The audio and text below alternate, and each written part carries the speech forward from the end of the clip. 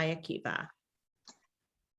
Welcome to the Institute of Jewish Knowledge and Learning. We are with Rabbi Akiva Mann, live from Jerusalem, a guide for the Perplexed, the book that changed Judaism. Take it away, Rebbe. Okay, hello everybody. Good evening. It's not evening by you, so good afternoon.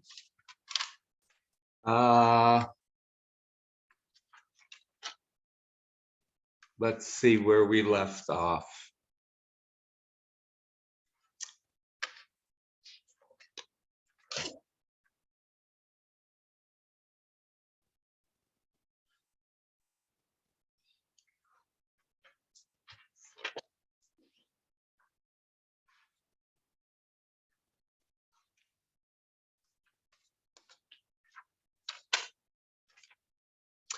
Okay, friends, we left off last week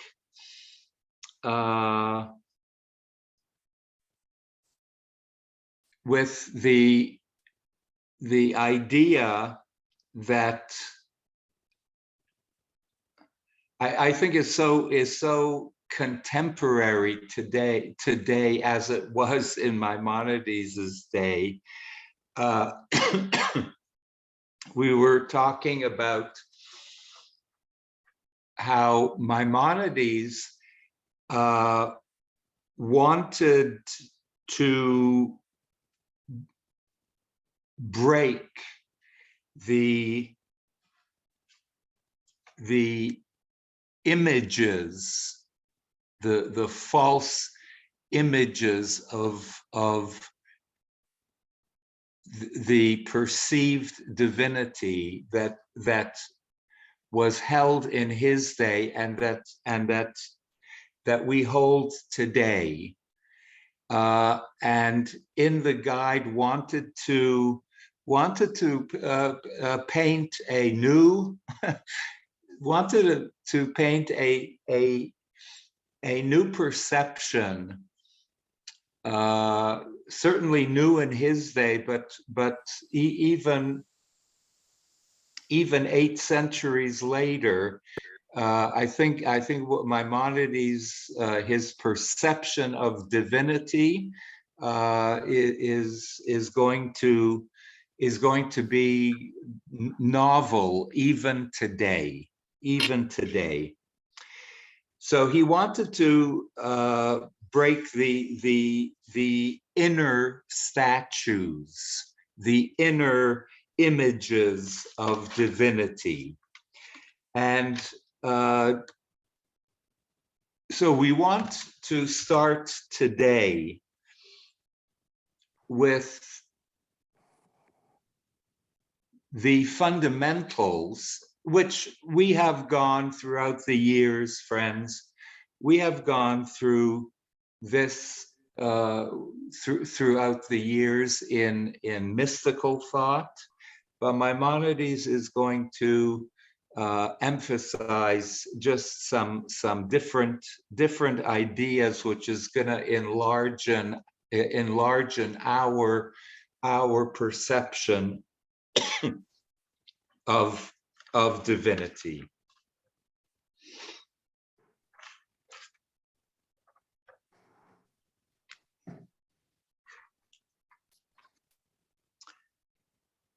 The tool, Maimonides says,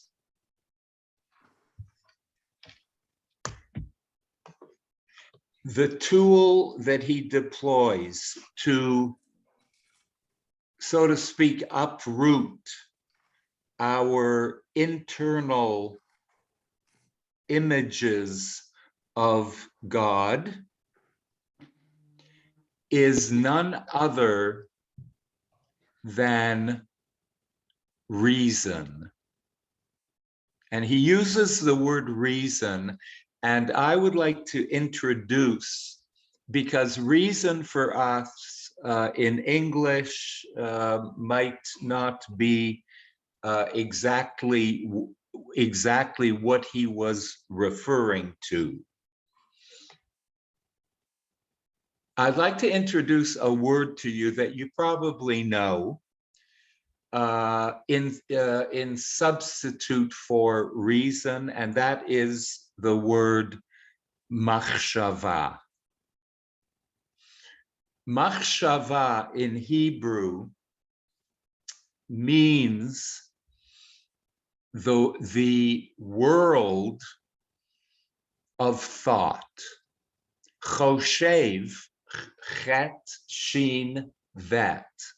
Choshev is the ability and functionality of thinking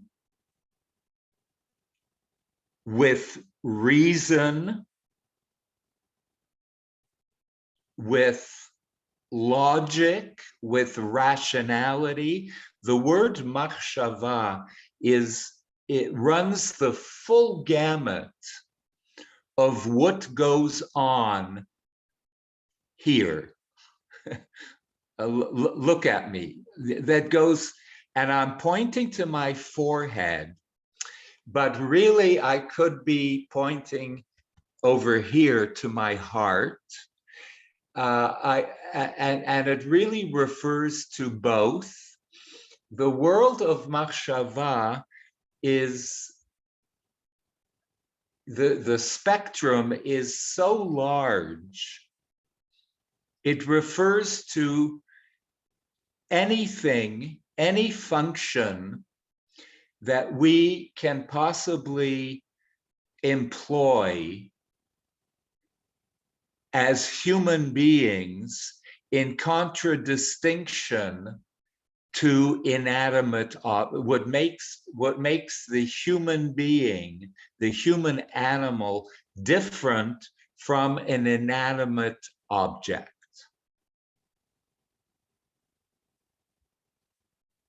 And friends, that's a lot. That's a lot. And Maimonides proposes that the battle against any form of idolatry is a struggle of machshava, of reason, listen carefully, of reason against imagination. Reason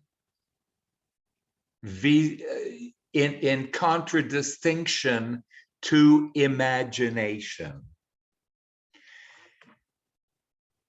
And friends, you know from the past that in my past teachings, I and Maimonides and Reb Nachman and the Baal Shem Tov and all of the other wisdom teachers,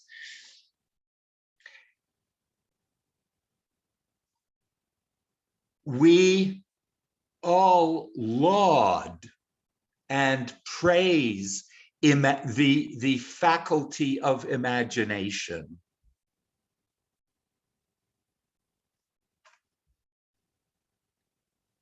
In fact, when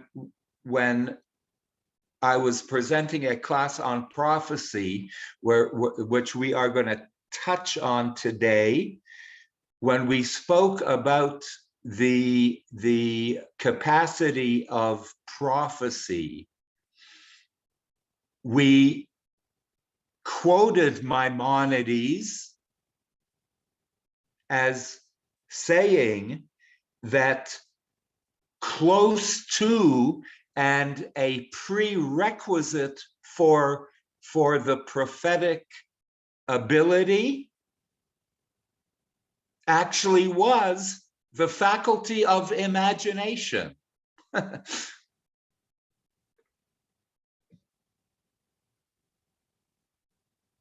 So how can Maimonides say that our ability as human beings for machshava is a battle of reason against imagination? So let's clarify one thing right now, that when he posits reason versus imagination or against imagination. He is referring to false imaginations or fantasies.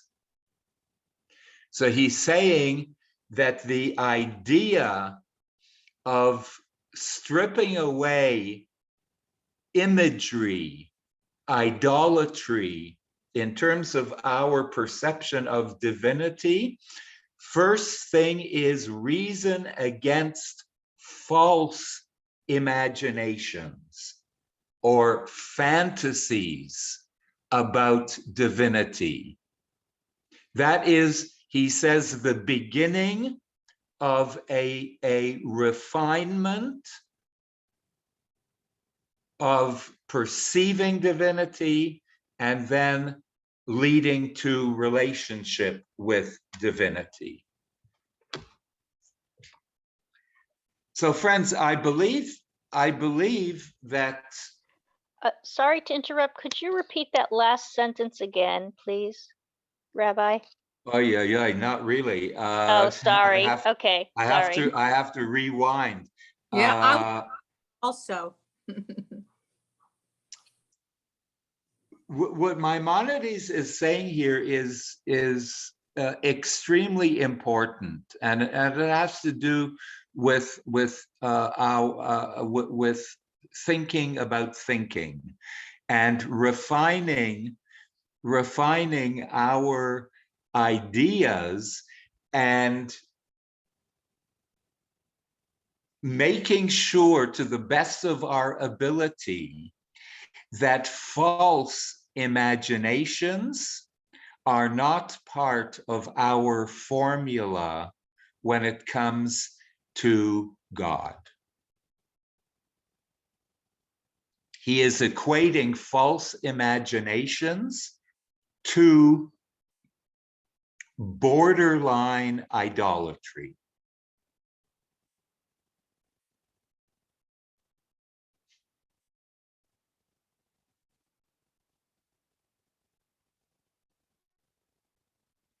And idolatry means missing the mark. Idolatry means you do not know who or what you are talking about. And Maimonides is trying to guide us in a way that our imaginations are not crooked, that we do not fall into fantasy world.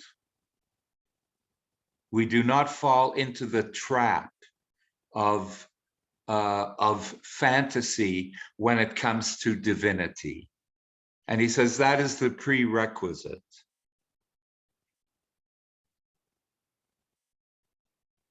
So this is how Maimonides begins his teachings, and he does it in the guide, but I am actually quoting from Yesodei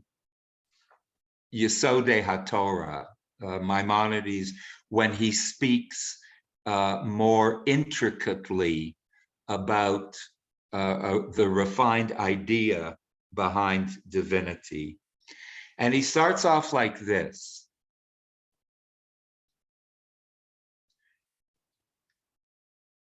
And it's actually, friends, important to listen to how he begins this, because in the first 4 Hebrew words, I'll tell you why in a second. He starts off with Yesod HaYesodot Ve'amud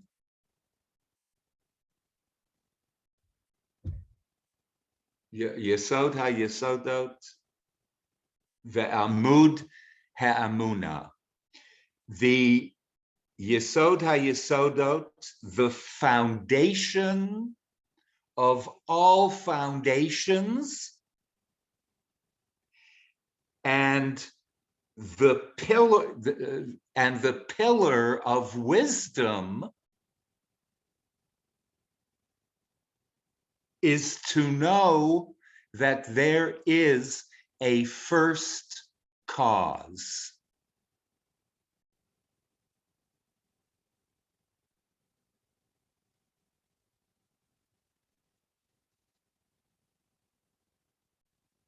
Listen carefully to how he is using the words. The foundation of all foundations and the pillar of wisdom is to know that there is a first cause.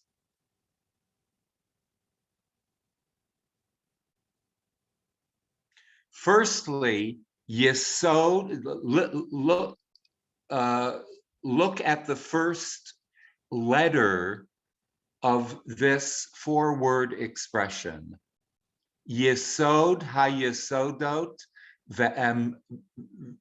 Yesod ha-yesodot ve'amud ha-chachma, and the pillar of chachma, the pillar of human wisdom. So the first Hebrew, these four words where he is saying the core of human wisdom spells out the first Hebrew letter of each of these four words is Yud He Vav He. Yesod ha-yesodot ve'amud ha-chachma is the acronym of Yud He Vav He. So he secretly gets that in.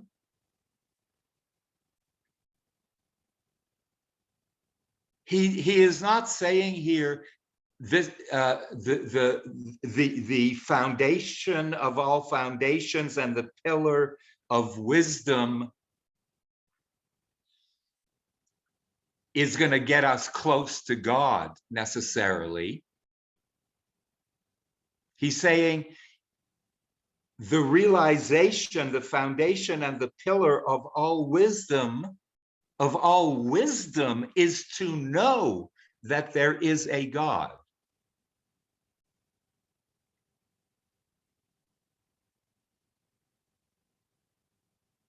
What's the implication, friends? What's the implication of that?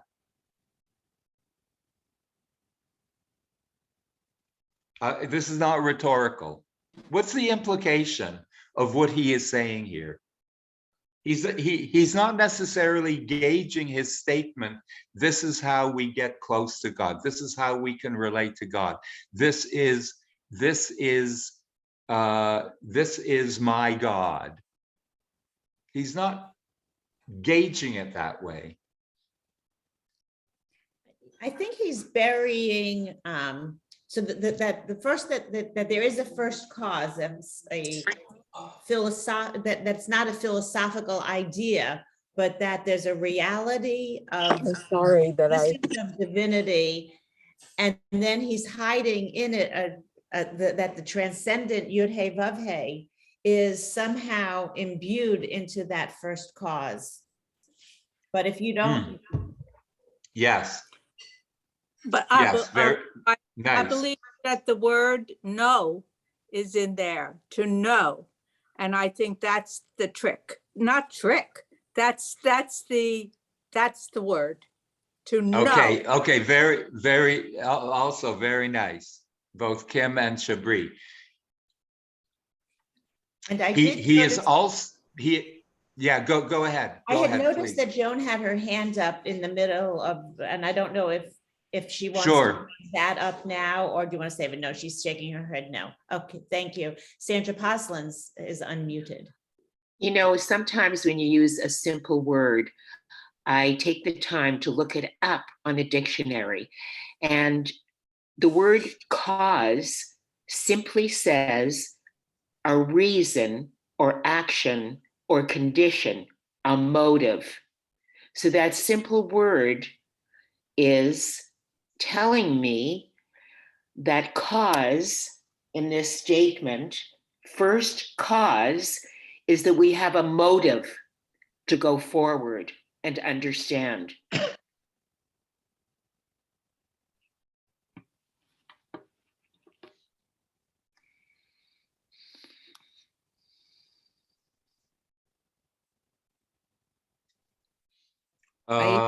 Sandy, I don't know whether that is 100% correct, because he is calling God the first cause. That's actually what I mean from Oh, taking. okay. That's If you're that God is our first cause to be able to understand why we are perplexed and to understand more about it and not be so perplexed. okay. Then right on. And beautiful, Chevra. So let me add one more implication.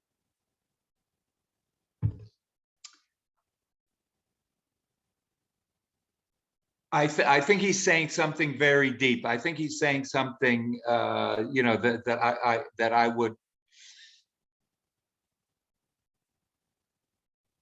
that I would put on a mystical level. One of my projects here is to take Maimonides to attest to his to attest to his philosophical way of knowing, but I also want to prove within this series is that his philosophical way of reasoning is not too far from a mystical. He is intersecting philosophy with mysticism, and in these four words, Yesod HaYesodot ve'amud HaChachma, he is implying that a human being who does not recognize, is not aware, is not conscious in their machshava system, who are not aware or conscious in their thinking and reasoning process, that there exists a first cause, cannot be called at all wise. They can be smart. They can probably even be brilliant, but they cannot be called wise, because the pillar of wisdom is a realization and a perception that there is a first cause. And isn't that quite humbling for us? That Maimonides perceives that without that kind of refined knowledge, that there to know that there is a first cause is the prerequisite for being human.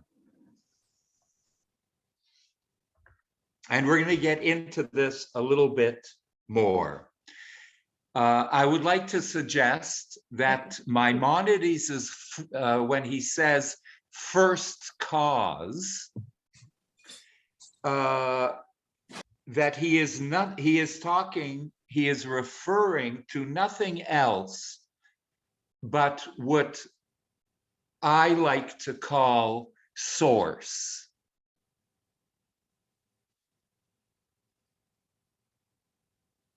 It is a prerequisite for human beings to know.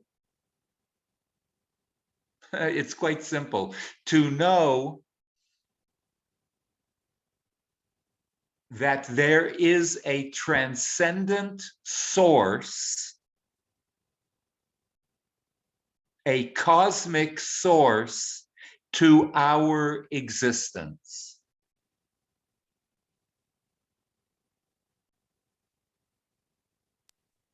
Rabbi Akiva, Marcia had her hand raised and might still have a comment about Sure, cause of please. wisdom as a source of wisdom. Hello, Rabbi. Hi, Marcia. And then Donna.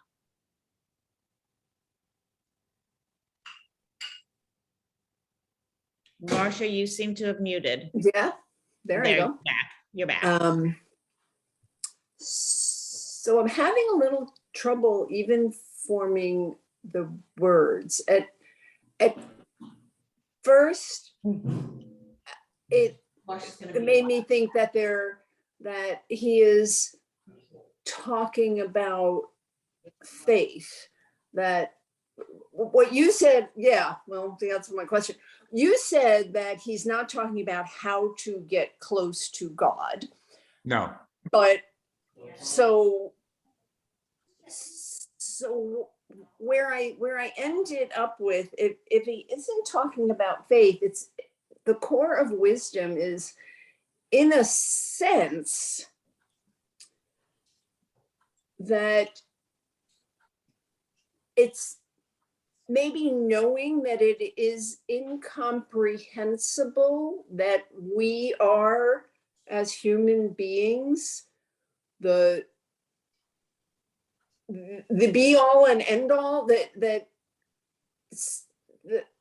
the fact that we exist does not entitle us to think that that's the reason for our existence. It is just because we exist, and not the reason, but the cause that eventually it might lead to faith, and faith might lead to getting closer to a God or a source. But exactly. It's just the impossibility that there is this boundary beyond which there's nothing. Beautiful, Marcia, beautiful. That's exactly what he's saying. He is not referring here to our gradual and slow relationship with God, with divinity, and how we go step by step and progress, and we go from one point to through the entire spectrum, and then be able to say that I relate to God, I love God, I'm in awe of God. He is not talking about that. He is saying, first and foremost, the pillar of all pillars, the foundation of all foundations, is to know. And I kind of like chuckled a little bit because isn't it so beautifully simple to know that there is a source?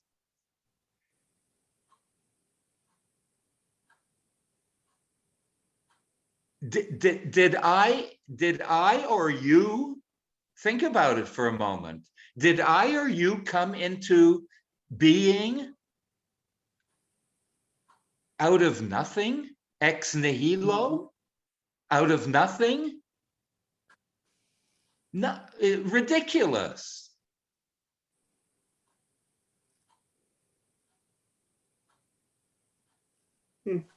Everyone has a mother and a father.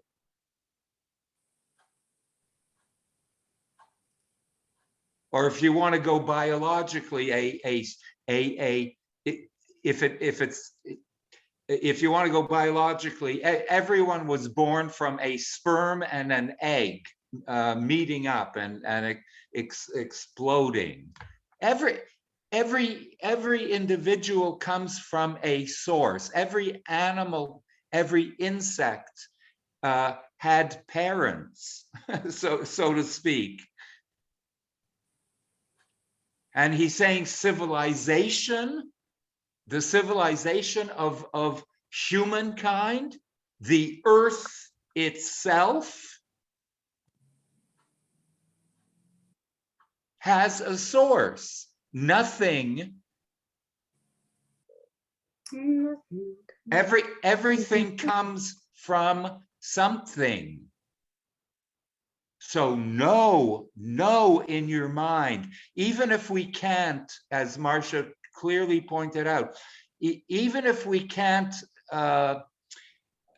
unravel the intricacies of who or what that is, but let us establish that the foundation of all foundations and the pillar of all wisdom, the prerequisite is to know, to understand as deeply as we possibly can that there is source, that there is a first cause, and that is grade, that is God 101. It's actually kindergarten, he's saying, because it's the foundation, it's the pillar for all other wisdoms. Rabbi Akiva, we have Donna and then Kathleen. Thank you, Kimmy. Rabbi, there's a couple of words that you keep using and then you change. So the first word is knowledge. Know that there is a first cause. And you also use the word imagination. I would like to say that the foundation of knowing that there's a first cause enables the imagination to be expanded. If you don't have that knowledge that there is a first cause, there's almost like a box as to how far out you can go in your imagination and create connections and understanding. You would be much more limited. Donna, let me comment on that. That's beautiful. That's what I was saying before, because we all know Maimonides agrees, and all other wisdom teachers agree that imagination, the faculty of imagination, is actually necessary, but the imaginations cannot be false imaginations. So the imaginations have to be rooted in knowing, in true knowledge, and only after the true knowledge creates a foundation within, that is when our imaginations become not only valid, but they become vehicles to transport our knowledge. And that's exactly what you were saying. But if we first implement false imaginations and then start implementing knowledge of the falsities, then all I'm doing is growing in fantasy. So it's exactly what you were saying, Donna. And I agree. The other thing, and I put it in the chat, is that the word cause, in the way that we know it, also creates an effect. And I would like to present that if there is a first cause, there is an effect, and the effect is us. All, the entire universe is the effect. Absolutely. So, those are just a couple of things that came to my very mind. good. There is one other thing I did want to mention, and I think that religion is really just a stepping stone to knowledge. You can learn through religion, but religion, ever since I've been introduced to it, was all based upon a belief. Believe in God, believe in this, and I believe through my own experience that belief is limiting, and that you have a belief in something prior to having a knowledge or an experience of something. And I think that it's in our religion, it's really important to say, know God. Don't believe in God. Know that I am God. And I think that it would help us, and you know me well enough to know that it would help us to develop a more intimate relationship when I believe I'm going to step down and the floor is going to be there is one thing, but I know the floor is going to be there is a completely different step that I'm taking. Yes. So I just suggest that we know God intimately and just give up on the belief so that you can move into the knowledge of. Beautifully said, Donna. Beautiful.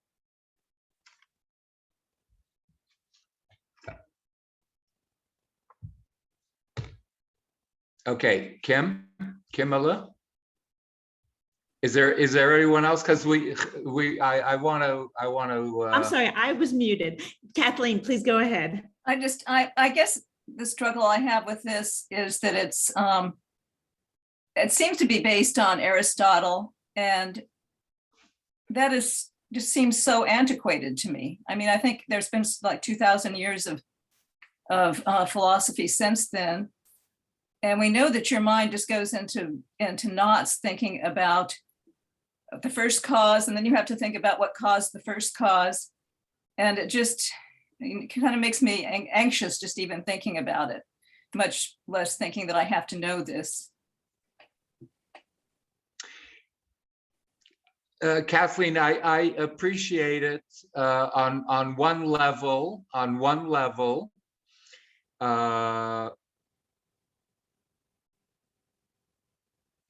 But then on the other hand,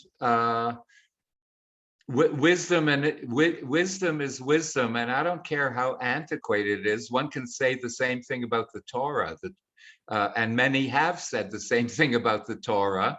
The Torah is 3,500 years old. That's pretty antiquated. We've come a long way from there, baby. And maybe let's rethink our relationship to the ancient Torah in the same way that you said. Aristotle, we have more contemporary philosophers than Aristotle. I think when Maimonides is utilizing Aristotle, he is only utilizing Aristotle because he feels that Aristotle, through his I think it was a great innovation of Maimonides, and it was a great revolutionary idea. He is quoting Aristotle because Aristotle happened upon the foundation of foundations and the pillar of wisdom. And Aristotle in those early years, started talking and started knowing through the world of machshava, he hit on gold. When Aristotle and Maimonides is agreement that he struck gold when Aristotle started talking about the first cause. So really, how relevant is it whether it was Aristotle and we have 2,000 years between us, or a contemporary thinker, or someone who lived 5,000 years ago? Maimonides is lauding and praising and adapting the truth behind the wisdom. So I don't know how relevant time is in terms of that. If you hit on the truth, and Maimonides is attesting to that truth, does it really matter how old Aristotle was? Just a thought to ponder. Okay, you're up, Rabbi. Okay, so friends, I think it's again, I think it's something that we have to massage. It's an idea here that I think is a prerequisite for clearing up some of our struggles that we have. We are going to get later on into intricacies about this God called first cause or source. But I want to simplify things for ourselves, those that are seekers and searchers, those that always have and maybe still harbor some struggles with the idea that it comes down to a basic thing. Is there a source animating existence, all of existence, animating existence, pervading all of existence, or not? And Maimonides is saying that the foundation and the pillar of wisdom in general is to know at least the bare sense is to know at least that we are not totally independent. We as individuals, we as civilizations, we as inhabitants of Earth and Earth itself has to know a little bit about source. You know, the prophet Isaiah makes a little fun of human beings when he admonishes the Jewish people, and this can be applicable to all of humanity. When he admonishes all of humanity and says, Yoidea shor konehu, even an ox, even a quote unquote dumb animal has a sense of konehu, of its owner. Even a cow has an innate sense that they are not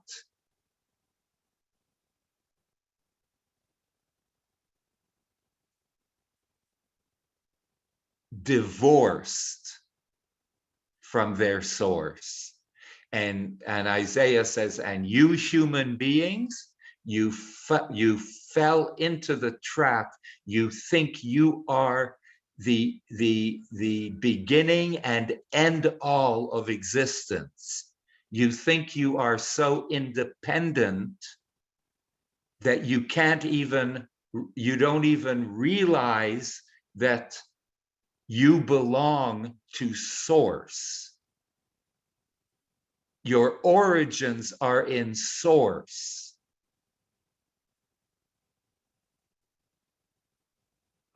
You are not separate from source. So let's go on. Number one.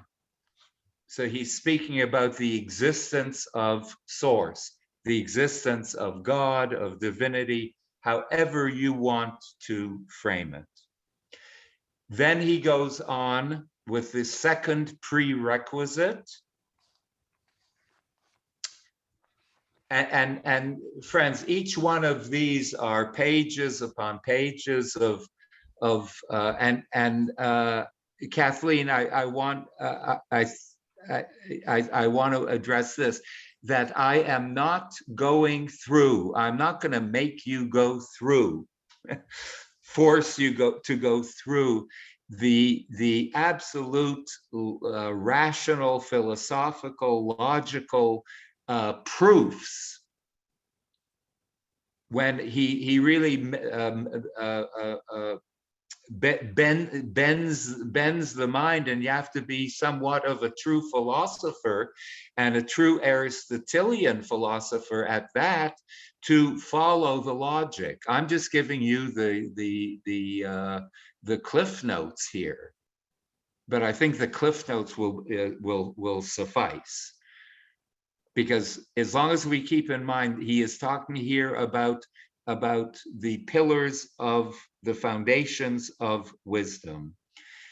And he includes in this the second point, that it's not only the existence of a source of our existence, but the unity of that source. And unity means, the Hebrew, of course, is echad, echadness. But echadness doesn't have to do with numbers. It doesn't have to do with there's only one God instead of two gods or three gods or multiple gods. We're not talking about numbers here. When he speaks about the unity of God, he is speaking about an entity that we are calling source or God. That is, when he speaks about unity, oneness, he's talking about a oneness that is like no other in the universe, in the cosmos.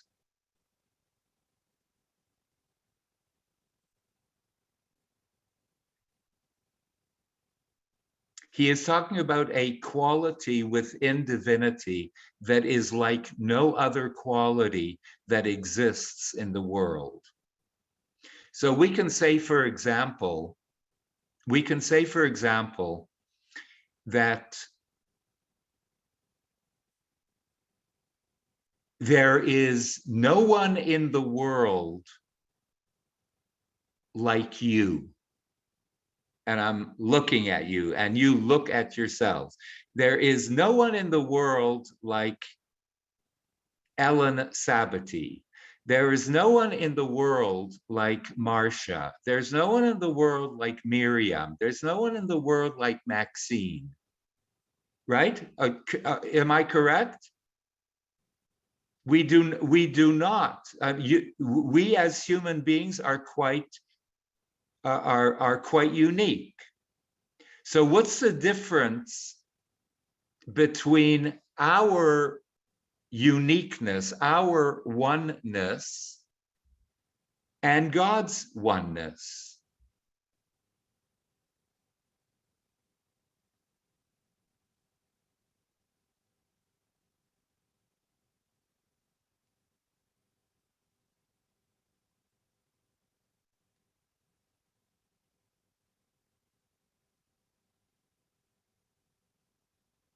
Think about it for a minute. I'm thinking of David Paskin's Shema song. I am one and you are one and we are one together. I am one. You, every single one of you are one. You are unique in the world, in the universe. What a lovely thought. There's no one else like you. And we also say the same thing about our God. You are one. I am one and you are one.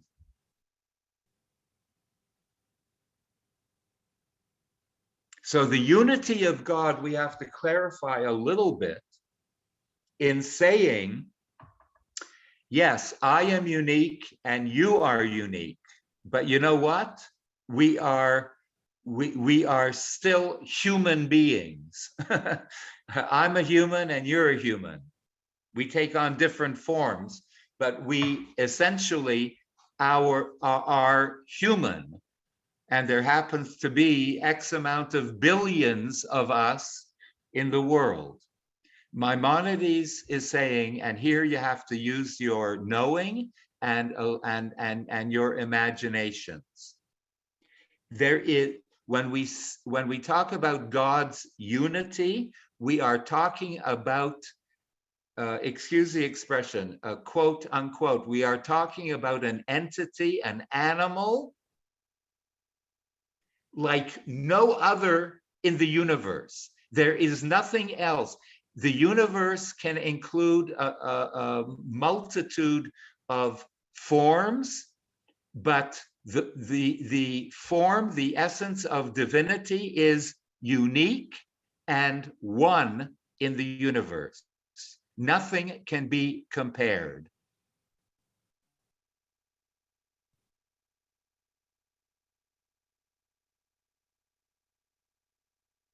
In reality, Maimonides is saying the word one, O-N-E, the word one only refers to God.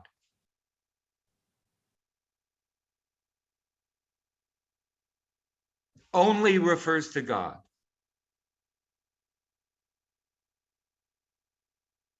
Because divinity is so infinitely different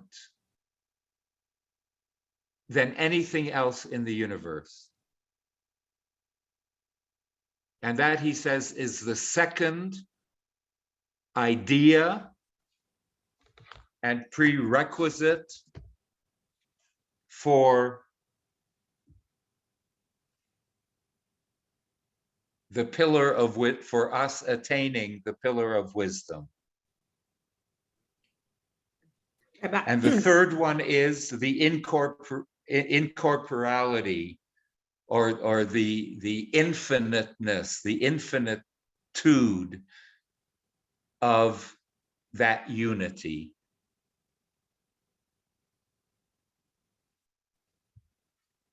Because it is the first cause, because it is the source, it has no end. Unlike any and every other created thing, which necessarily has an end,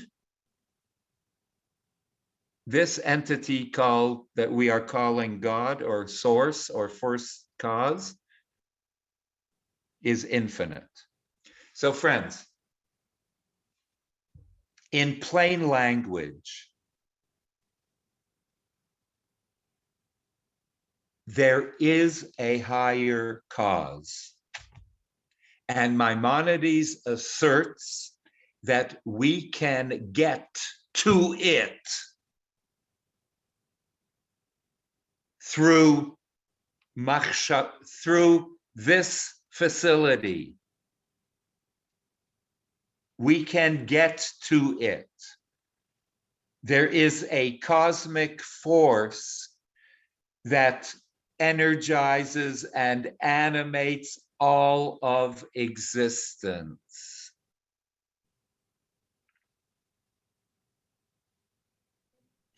And then he asserts that our minds and our consciousnesses are inextricably connected to that source.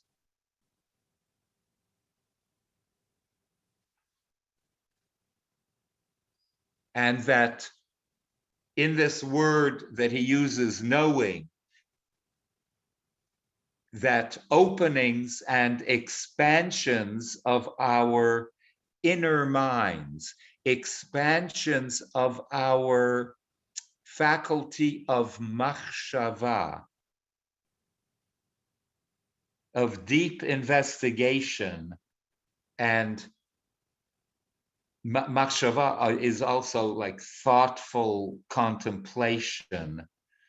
It's through those faculties that will reveal and unleash the pillars of wisdom that abide within us, to the point when we make that connection, to the point, Maimonides says later, to the point of Ruach HaKodesh, of attaining the Holy Spirit, when we connect to that unity, to that source. And then the higher level is when we get flashes of prophetic lightning. Rabbi If Akiva. and when we engage and kind of evolve and then perfect this pillar of wisdom. With 30 minutes to remaining, we'll have Joyce, Rabbi Cantor, Marcia, and then Shabri. Hi, everybody. Hi, Rabbi. Nice to see you. Hi, Joyce. Especially to see Ellen in this space. Special hug. So Maimonides, oh no, it's my son. Maimonides version of, isn't this awful? Joyce, Of source. we'll come back to you. We'll come back to you. It's distracting. Okay, We'll come back to you. Quickly, Rabbi Cantor, Risa Askin. Hi, really interesting and a lot of food for thought. Thank you. I believe that Echad strictly belongs to our higher source, God. But yet we are created b'tselem Elohim, and I also have this profound belief that each of us has a spark of Echad in us, a spark of Echad, because of the way our one and only source created Adam through blowing breath from him into himself, or God's self, into Adam's nostrils. Therefore, that spark of breath is in each of us. So yes, of course. Absolutely. Of course, God is Echad, but yet we have that piece of us in each and every one of us. Absolutely correct. Absolutely correct. I'm in total agreement. I don't think I said anything different. I am differentiating between our echadness and the echadness that is incomparable to anything that we could possibly compare it to. There's no comparison.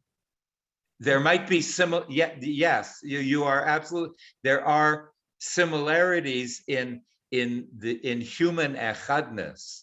I think that is actually one of the proofs that there is nobody like you and there is no one like me in the entire universe. Only points a finger to the ultimate echadness that animates our being. We are of that oneness. So yes, there is something in the human being that resembles echadness, but let us know that divine echadness is not to be compared with our echadness. Thank you. And we have Joyce available. Thank you for your patience. I think our echadness, our source, and Maimonides' source is perceived as a living force in our lives today, whereas I once knew the philosophical term, but Aristotle's was, he made it and he left town. And there was a creator, and then it was no longer an active creator in the world.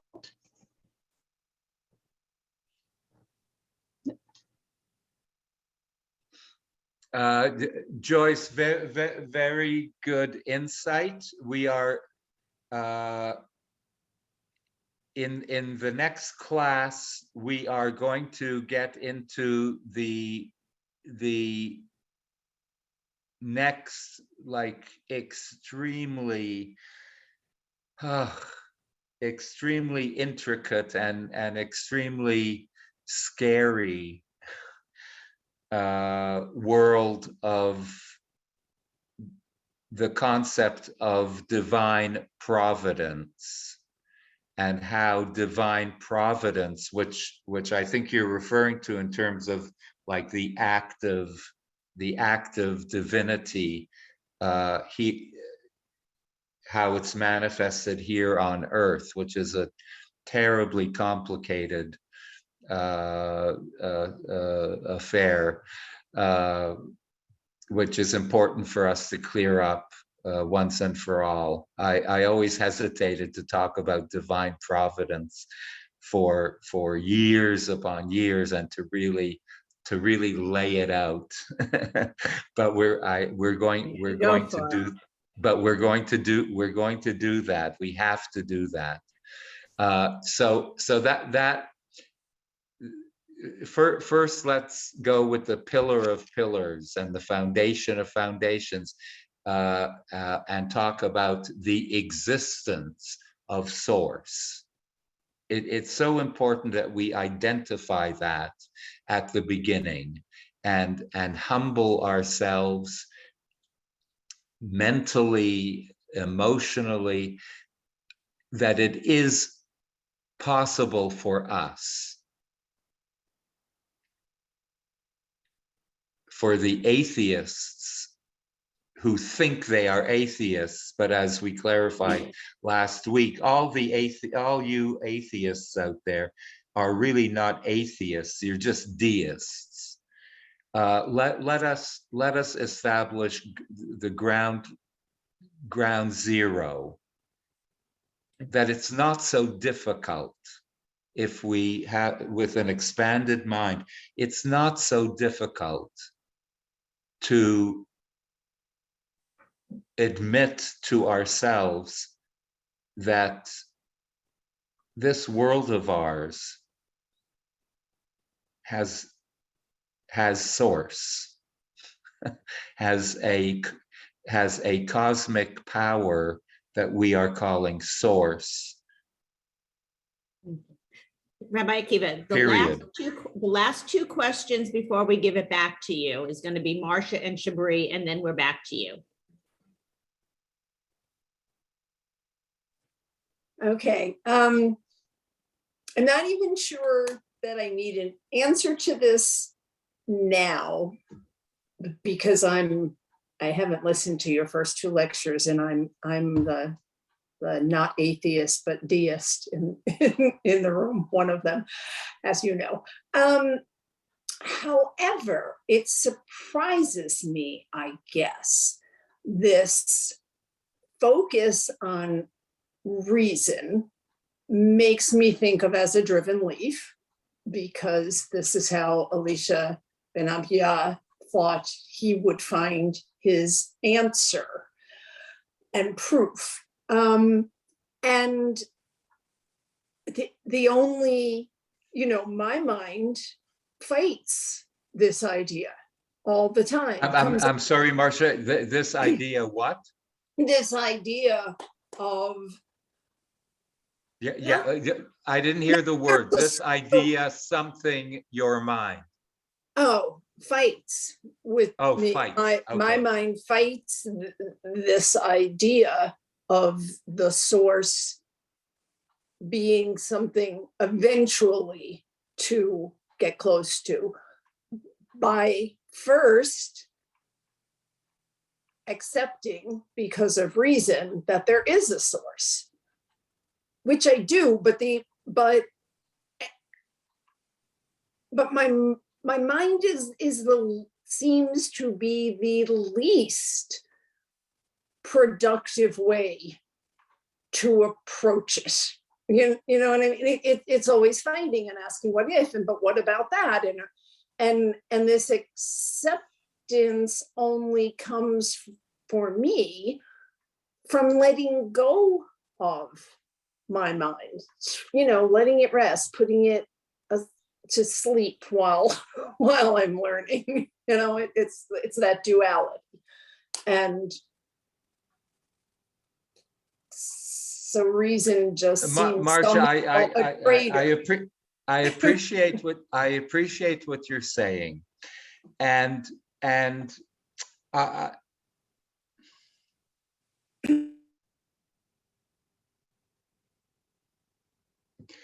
I really appreciate what you're saying.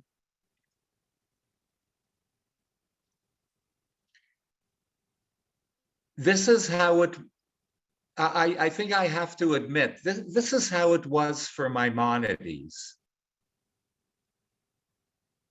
Maimonides,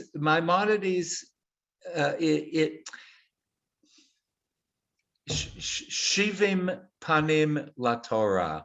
There are 70 lenses, 70 facets of how to look at Torah. And I would say the same is applicable to divinity. And many a wisdom teacher would have said to Maimonides that it is not the only way, the only path to God is to first realize source through rational thinking, rational equation, through the world of machshava. If I want to be really simplistic, I would say that 6 centuries after Maimonides, 4 centuries after Maimonides, the Ari of Tzfat gave us another facet and another way, another channel through which to connect to source, 200 years after the Ari, the Baal Shem Tov said, oh, here's another legitimate path in which to discover divinity. So I am not saying Maimonides' formula is the echad formula, is the only formula. But I think that for if rational people who use and exercise rationality in their daily lives, I think this is a great pathway to at least one major lens through which to attain an understanding, a quote unquote knowing of divinity, without excluding other pathways. Shabri will be the last word before we send it to you, and I will not be calling on anyone who has spoken for that last 5 seconds. I want to turn that over to people who have been silently confused. Kim, just give me a heads up, please, at 8:25. I want to Okay. do a little Misha Berach. Okay. Okay, so Rabbi, the thought came to me a little while ago, a question, I would say, because you were talking in the beginning of our session today about imagination. And so I want to know, did Maimonides believe that the soul was only an I should call that only, but I will, only an imagination? Or did he go to prove that as well? And I have another question after that. Shabri, I think we addressed this last week. Maimonides, I'll repeat it again. Maimonides is saying that this faculty of ours to know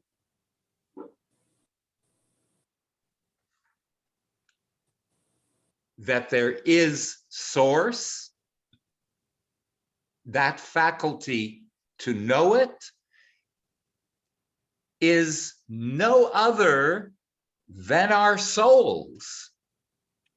He defines this faculty, and then the embellishment after that evolves from this faculty. He defines that as this is our soul in action. That is the functioning soul. Thank you. Can I have one more question, Rabbi? Sure. The question I have is about grace. You know, in my life, I believe in it. Maybe that's my imagination. Maybe it's something I discovered, and I'll call it grace, that I believe that God is the one that gives us the grace to receive even the knowledge and to know God. I only know God because I believe grace had me have that in my lifetime. You know, it wasn't my mind that figured it out. It was grace, only God's echad. So.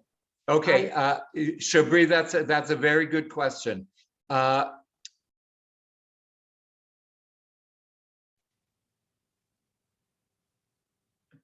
When I go further in this class and in subsequent classes, when you think I am talking about grace, you interrupt and say, Akiva, could that be grace? Could that be great? Okay, I want you to do that. Because right now we are not yet at the level of divinity showering grace upon us. That is not going to come till divine providence comes into the picture.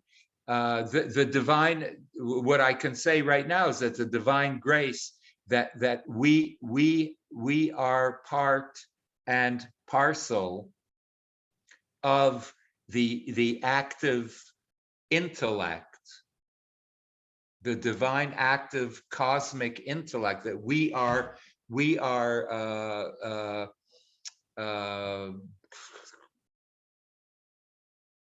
receivers of that as human beings, because we are created with that superior capacity for machshava. That's an act of grace in and of itself. But so grace is a separate thing. So whenever I speak about different attributes, ask me, are you talking about grace here? Because grace is a very particular thing in Jewish thought.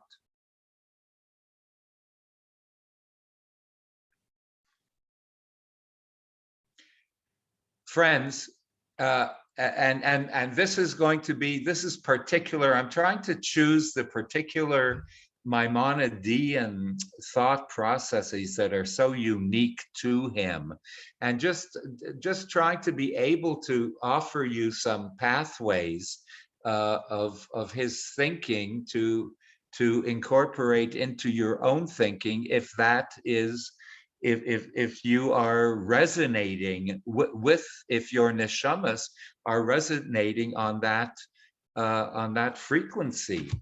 I don't see any way that you might not think Maimonidean thought is primary in your way of thinking, but it certainly has its place. It certainly has its place in your way of thinking. And I think this is good. This is an exceptional offering of Maimonides that might blow your minds a little bit and might bust some balloons and some fantasies that you might be harboring in the past. But also, it's sometimes good to bust balloons because it opens us up. He goes on to say that, okay, so enlightenment, I'm going to use the word wisdom and enlightenment kind of synonymously. Enlightenment stems from above. We are gifted with that faculty. We are graced with that faculty.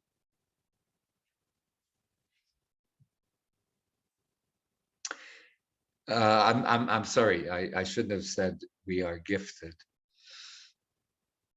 Enlightenment stems from above, says Maimonides, but we are not necessarily gifted. We are gifted the gift of general access to wisdom, but we are not, in Maimonides, listen to what he says, we are not, in his opinion, particularly gifted with a particular wisdom from above. According to Maimonides, enlightenment, all wisdom, and even prophetic faculties are human endeavors. are human accomplishments.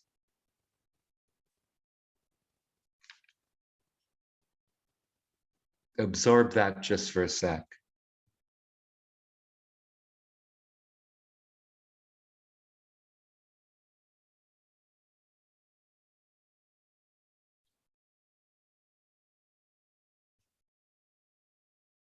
He says that the spiritual philosopher to the godly mystic, to the divinely connected farmer,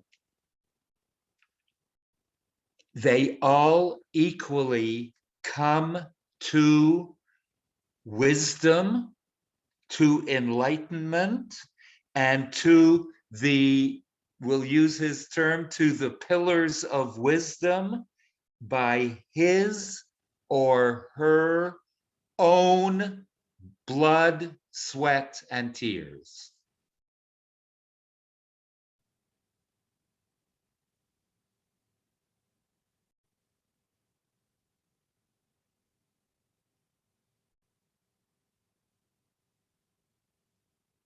We are gifted wisdom in the sense that we are created and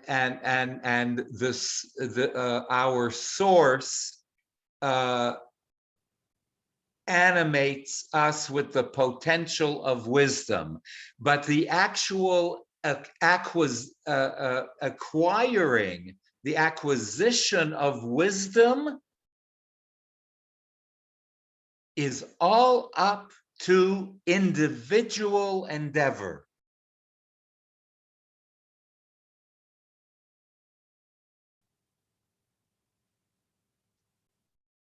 He's talking here about enlightenment and Ruach HaKodesh and prophecy. It is all human endeavor. And without the human endeavor, it does not magically appear in someone's head, and now you are a prophetess.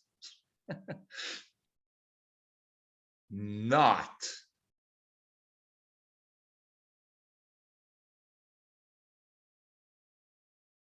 The active intellect from above emanates and creates potential, but the potential is never coming to actualization without human endeavor in the realms of wisdom.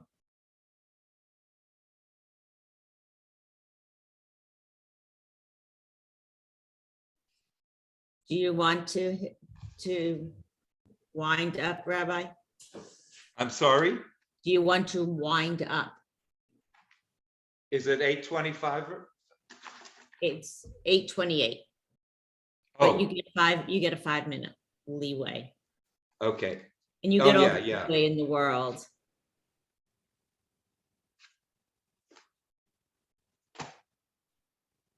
Friends, are you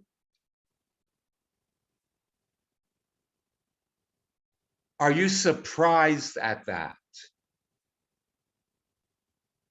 Maimonides is, I would have thought that some of your prior imaginations or knowledge or fantasies might have thought differently.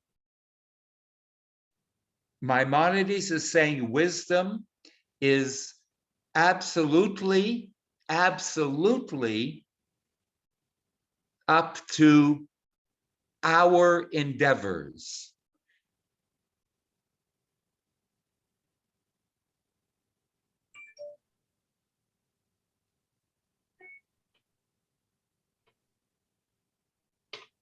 It is you who activate the Holy Spirit, Ruach HaKodesh. It is you that activate the potentialities of prophecy. It is you that are able to transport yourself into cosmic consciousness. It is not a present, a gift that God, that the cosmic consciousness chooses this person or that person and says, here's a gift. You just won the lottery. Here's prophecy. He is saying that is not how it works.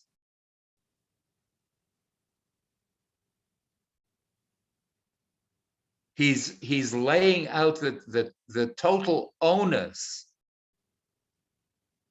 on the human endeavor to acquire wisdom. And I happen to like that. I think Maimonides in 1140, through that statement, just severed and abolished a type of fantasy and a type of superstition that was absolutely so pervasive, that created out of Jewish enlightenment a type of magic, that somehow magically things are prophetic or even holy, holy and cosmic type of connection is more of a magical thing than an individual choice to enter and to reshape one's consciousness in order to attain enlightenment, in order to attain the Amud HaChachma, the pillar of wisdom that we are able to attain. Took it out of the hands of God and put it into our capabilities, into our hands. And the ramifications of that are tremendous. And probably you might be thinking of a million questions in all of like Jewish history. How about the appointment of this one? We'll all get to that, but that I'll leave you with that realization that Maimonides insists that enlightenment comes only from us, only from within.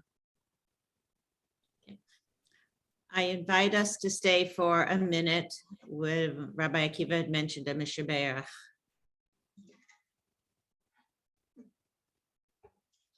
Okay, is Ellen still here? Where's Ellen? She's still there. She's waving to you. Okay, Ellen, just as a community, as a Kehila Kedosha, as a holy community that IJKL is, as a caring community that we are, our hearts go out to you, Mamish, for the trauma that your son Scott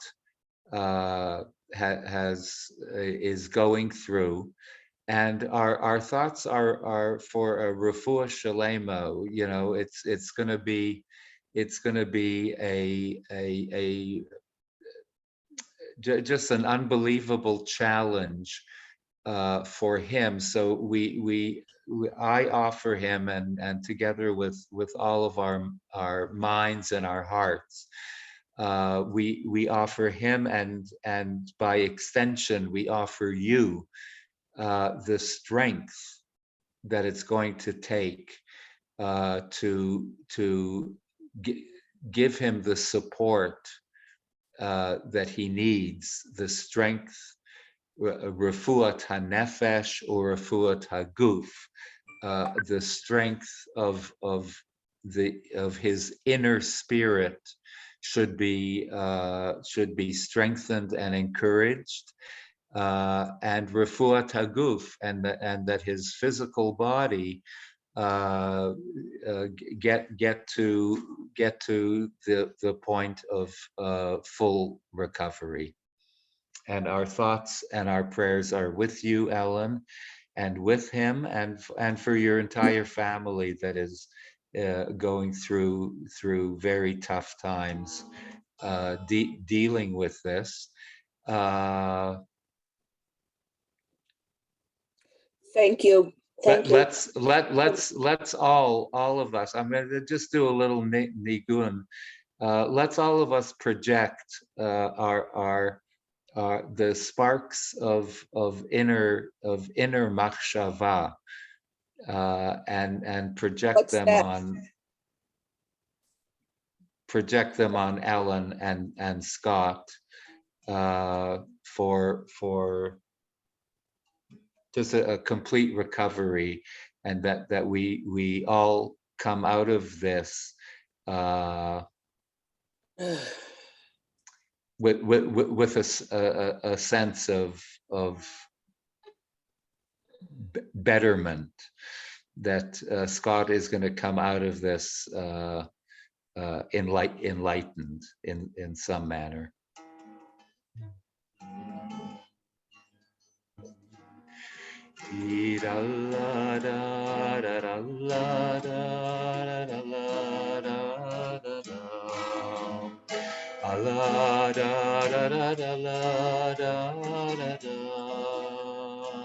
We're with you, Ellen.